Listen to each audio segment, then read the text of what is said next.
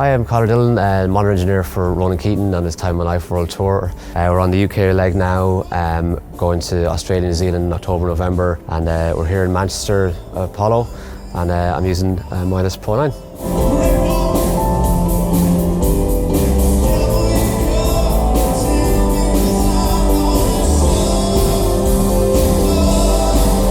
So on this tour I'm using a Pro9 with a 371 engine, 251 stage rack and a 152 stage rack as well.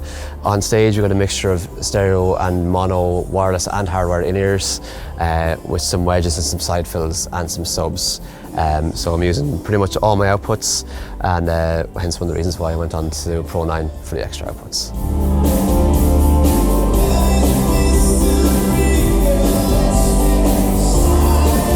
So for Ronan, for his monitoring, he has uses one ear in, one ear out, a pair of wedges and side fills, mainly for vocal.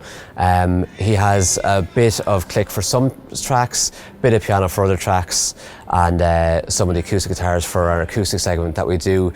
As long as he can hear his vocal, he's happy, and which is the main thing for him. He doesn't need drums to keep in time. He can feel them from the PA. He can also, because he has one ear out, he can hear the ambience of the hi-hats and the snare, and that keeps him in time.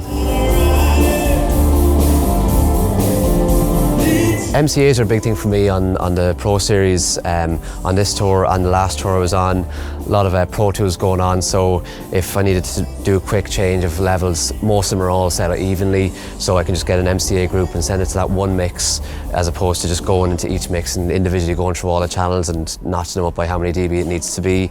Also the pop groups are great because I can just have my channels, my important channels, and I can just group them and find them really quickly. What I'm doing on this is using the B section for Ronan's main channel, so his vocal, his acoustic and his spare vocal channel. I constantly have them on the B section, so they're always there. I use my pop groups, my VCAs come over here, and then I can always see what his stuff is doing over here. Also having the outputs in front of me that I can see on the overview, I always have the overview screen open so I can see my inputs and outputs metering the whole time. They're the main functions I really use for monitoring. So we also have some tech mixes going on. We've got two backline techs. One looks after our playback and our key setups. One looks after guitars and another keyboard setup. So they have to have their own mixes as well. I got my cue bus.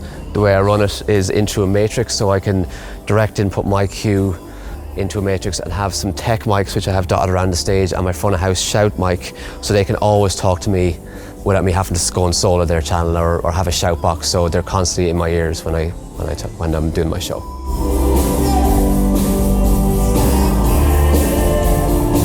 I love MIDAS because I know if I can gain a channel up, it sounds really good straight away. It sounds like an analog board.